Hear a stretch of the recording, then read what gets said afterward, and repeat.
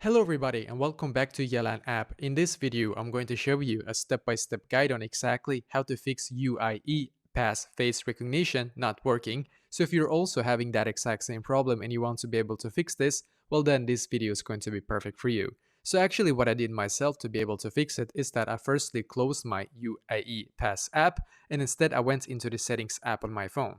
So on my settings app, then I'm just going to go back to my homepage right here. So you should now be taken to a page very similar to this. Now on this page, you're just going to simply scroll down and then click on General in here as you can see, then scroll down once again and click on Storage.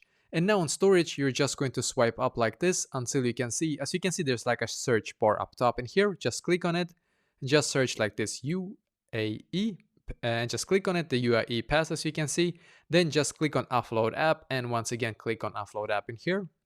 Then click on the blue button here once again to be able to auto update your UAE Pass app to its latest version.